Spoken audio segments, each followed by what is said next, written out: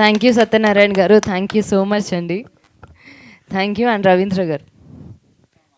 Just yeah, thank you అండి. Next మా director Kiran Tirumala Shetty గారు, మీరు ఇప్పుడు చాలా మాట్లాడాలండి సినిమా గురించి. మొత్తం నేనే మాట్లాడాలి ఇప్పుడు అసలు. ప్లీజ్. ముందు ముఖ్యంగా తెలుగు ప్రేక్షక మహాదేవుళ్ళందరికీ నా కృతజ్ఞతలండి. చేతిలో మైక్ ఉంది, లేకపోతే కింద పాదాబంధనం చేసేవాడిని. ఎందుకంటేనండి, మేము యాక్చువల్గా యూత్ మూవీ కింద ప్రమోట్ చేసుకున్నాం సినిమాని. అంటే యూత్ బాగా చూడాలి. నేను చాలాసార్లు చెప్పాను, ఒక 18 years నుంచి 35 years బిలో మధ్య యూత్కి సంబంధించిన కరెక్టింగ్గా స్టోరీ ఉంటుందని చెప్పాను. కానీ ఏమైందంటే, నిన్న రిలీజ్ అయిన దగ్గర నుంచి ఇక మన వాళ్ళతో పాటు కొద్ది అక్కడక్కడ లేడీస్ సినిమాకి వెళ్తాం వల్ల ఏమైందంటే, అది పూర్తిగా ఫ్యామిలీ మూవీ అయిపోయింది.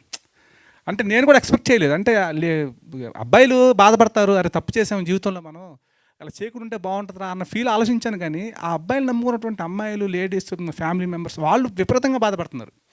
అంటే యాక్చువల్గా నేను ఇప్పటివరకు సినిమా హీరో హీరోయిన్ గురించి ఒక లవ్ స్టోరీ గురించి ఎస్టాబ్లిష్ చేశాను అంతే, మన మీడియాలో కానీ ఎలాగైనా సరే. అది ఆ ఎస్టాబ్లిష్మెంట్ ఏంటంటే లవ్ స్టోరీ కింద చేశాను. కానీ ఇది ఇప్పుడు చెప్తున్నానండి, యాక్చువల్గా అంటే సినిమా రిలీజ్ అయింది కాబట్టి చెప్తున్నాను. అమ్మాయి హీరోయిన్ ఒక మాట మాట్లాడుతుందండి. అమ్మాయి పాయింట్ ఇదే సినిమా మనకి ఏంటంటే, జీవితంలో మనం ప్రతి ఒక్కళ్ళకి ఏదో ఒక గోల్ ఉంటుంది, లక్ష్యం ఉంటుంది. అది డబ్బులు సంపాదించుకోవడం కావచ్చు, ఒక మంచి ఉద్యోగం కావచ్చు, లేదంటే కనుక అదొక ప్రేమించిన అమ్మాయి కావచ్చు. వాళ్ళు ఆ లక్ష్యాన్ని చేరుకునే ప్రయత్నం ఏం చేస్తారంటే, అన్నీ అనుకోగానే జరగవు కదా. నేను ఎప్పుడో 18 ఏళ్ళ క్రితం వచ్చా, ఇప్పుడు డైరెక్టర్ అయ్యా. ఆ ప్రయత్నంలో ఏమవుతుందంటే, ఆ టెన్షన్స్ అని, ఒత్తిడి అని, వీటికేంటంటే ఎవడో చెప్తారే కొంచెం రిలీఫ్ అవ్వచ్చురా, పెగ్గేసుకు పడుకో, అలా అలా జాయిన్ అవుద్ది అనమాట ఆ మందు అనేది. ఇట్లా మనం ఏం చేస్తాం, సరే కొంచెం అవ్వలేదు పని, ఒక క్వార్టర్స్ పడుకుందాం, ఇంకా అవ్వలేదు, అట్లా ఏంటంటే ముందుకి ఆటోమేటిక్గా ఎడిక్ట్ అయిపోతాడు. ఈ ఎడిక్ట్ అయిపోయిన తర్వాత కొన్నాళ్ళకి ఏదో ఒక రోజు ఇది అనుకున్న లక్ష్యాన్ని రీచ్ అవుతాడు. ఈరోజు నేను అనుకున్న పని జరుగుతుందని ఆడు రీచ్ అయ్యే క్రమంలో తీసుకున్నాడు. జస్ట్ వాడి దగ్గరకు వచ్చేసింది. ఈలోపే అరే నువ్వు బతకట్లేదురా, ఇన్ని రోజులు నువ్వు తాగిన మందు వలన, నువ్వు తాగిన సిగరెట్ల వలన చచ్చిపోతున్నారని తెలిస్తే ఆడి మనసు ఎలా ఉంటుంది ఒక్కసారి ఊహించుకోండి. తట్టుకోగలడాడు?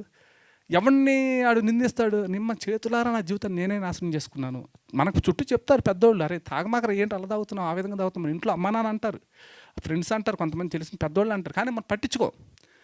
దానికి వయసు అనుకుంటాం, 50 ఏళ్ళు బతికావు తాగి, అంతదాకా ఆడబోతున్నాడు ఈ రోజుల్లో అని లైట్ తీసుకుంటాం. కానీ అదే ఒక 25 ఏళ్ళకి 30 ఏళ్ళకి ఆ సమస్య వస్తే ఏం చేస్తాం మనం?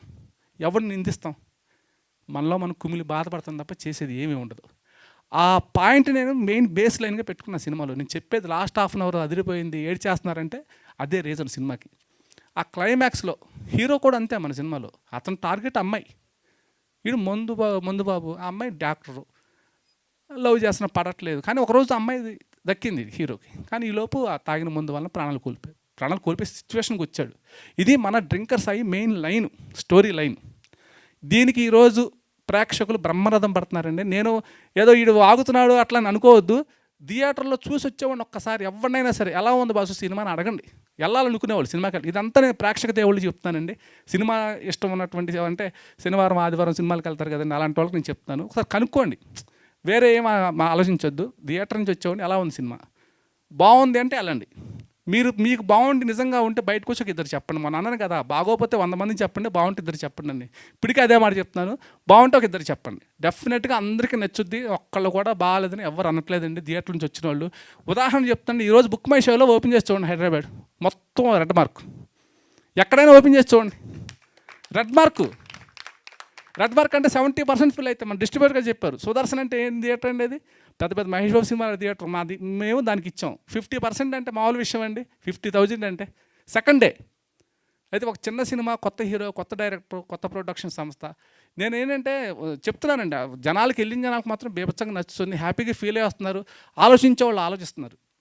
ఇందులో నో డౌట్ అండి. 1 minute. ఇదేంటంటే జనాలు కంపల్సరీగా ఈ సినిమా ఖచ్చితంగా చూడాలని, ఆడియన్స్ అయితే చూడాలి. మేమేంటి చిన్న సినిమాలు బతకాలి, చిన్న సినిమాలని అందరూ చెప్తారు, మేము అట్లే అనుకోవట్లేదు. ఒక ప్రయత్నం కింద వచ్చాము. ఒక మంచి సినిమా తీసిన ఫీలింగ్. మా ప్రొడ్యూసర్స్ ఇద్దరు ఫుల్ హ్యాపీ అండి, మా టెక్నీషియన్స్ హ్యాపీ, అందరూ హ్యాపీ, చూసిన జనాలు హ్యాపీ. ఏపీ తెలంగాణలో ఊరికే సరదాగా మీరు చూద్దాం అనుకుంటున్నారు సినిమాలు. ఇప్పుడు రేపు ఆదివారం వచ్చిందండి, ఈరోజు శనివారం ఫస్ట్ షో. సినిమా ఏమైనా చూద్దామని అనుకుంటే ఆప్షన్ ఏముంది మీకు చెప్పండి? ఓ పుష్ప ఒకటి ఉంది, ఇంకేమైనా ఉన్నాయా? ఒకసారి చూడండి, వచ్చి చూడండి, డెఫినెట్గా మీకు నచ్చి తీరుతుంది. అట్లా రేపు సండే వచ్చింది, సినిమా చూడాలనుకున్న ఆప్షన్ ఏముంది? రేపు 9వ తారీఖు వరకు ఏం లేవు. ఒకసారి చూడండి సినిమా, డెఫినెట్గా మీ అందరికి నచ్చుద్దండి, నో డౌట్ అండి. ఇది నేను మిమ్మల్ని మనస్ఫూర్తిగా నేను విన్నవించుకుంటున్నానండి. ఇంకో నెక్స్ట్ ఈ సినిమా అంటే ఈ సక్సెస్ మీట్లో నాకు అన్ని విధాలు సపోర్ట్ ఉన్నటువంటి నా ప్రొడ్యూసర్స్ మన బసవరాజ్ శ్రీనివాస్ గారు, అట్లాగే లహరీధర్ గారు, అట్లాగే ఇస్మాయిల్ షేక్ గారు, ముగ్గురు ఏది కావాల్స్తుంది అంటే మా ఏది కావాలని ఇప్పుడు బాహుబలి సినిమా తీయలేదు, వాళ్ళు కూడా అలా ఖర్చు పెట్టలేదు అనుకోని చెప్తున్నా. ఉన్న దానికి చక్కగా ఎంత కావాలో అంత నాకు ఇబ్బంది పెట్టకుండా చేసి పెట్టారండి. దానికి నిజంగా వాళ్ళ ముగ్గురికి నేను కృతజ్ఞతలు తెలుపుకుంటున్నాను ఈ సందర్భంగా. ఇక నెక్స్ట్ నా టెక్నీషియన్స్ అంటే ప్రతిసారి చెప్తూ ఉంటాను, మా మ్యూజిక్ డైరెక్టర్ వసంత్ నా ఫ్రెండ్, నేను మ్యూజిక్ డైరెక్టర్ అన్న అతను నా ఫ్రెండ్ అంతే. మేము ఇద్దరం ఏది కావాల్సిన సరే ఎక్కడున్నావు నువ్వు ఏది కావాల్సినా సరే మనోడు చెప్పుకొని శుభ్రంగా అలా కాదని ఇలా చేసుకుందాం.